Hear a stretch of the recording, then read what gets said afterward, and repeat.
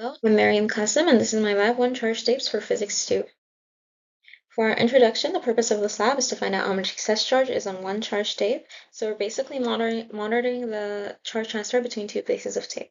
The models and fundamentals for this lab is the use of F is equal to K multiplied Q1 multiplied Q2 over R squared, which is Coulomb's law, and F is equal to MA, which is Newton's second law, to calculate charge. And we're also assuming that Q1 is equal to Q2. Other assumptions we're making is that each U tape has the same net charge, Q1 is equal to U2, and that we're also treating each tape as a single point charge. We're also assuming that there's no air resistance.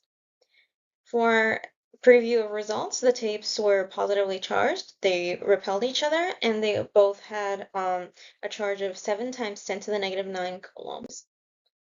For our physics, we're using Coulomb's law and Newton's second law, where we're going to substitute them together to find Q. For our systems and surroundings and initial conditions, our system is tape A and tape B. The surroundings are the desk and cup, or basically anything else in the room. And our initial conditions are that both pieces of tapes are uncharged. They're both 0.2 meters each. And then we stuck them on an uncharged tape on the desk and then pulled them really quickly so they can become charged. For our observations, each tape was attracted to my hand, and the tape was also attracted to a negatively charged pen. So this means that the tape was positively charged. So for our experiment, we used 2 cups, a measuring tape, and 2 pieces of tape.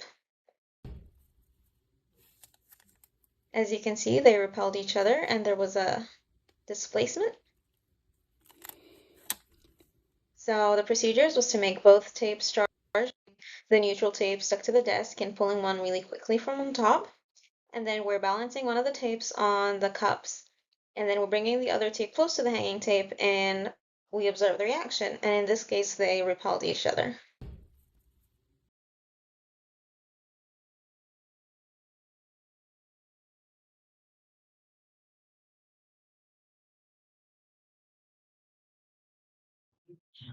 For our data and calculations, our tape was 0.2 meters, the mass was 0.0002 kilograms, and the initial height was 0.845 meters, final height was 0.86, so that means the difference in height was 0.015. So we know that the system is balanced, so because the acceleration is 0. So we found the force of gravitation, which is mg or ma, where A is 9.81, and F turned out to be 0.001962 newtons. And then we equate Coulomb's equation with the gravitational force, and we end up with Q as 7 times 10 to the negative 9. Here is our glow script code. We first identified the constants, and then we stored the tape length, the tape mass, and distance. We also found the force of G and the force of E, and again, since it's a balanced system, the force of E is just in the negative direction of the force of G.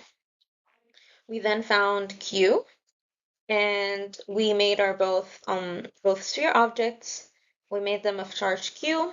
We found the distance between them and the vectors, and on the left we can see the visualization of the experiment where both tape are point charges.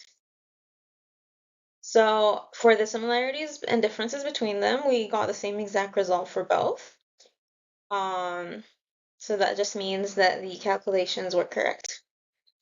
For our sources of error, the tape B was twisted a little bit, so the distance measured might not have been accurate.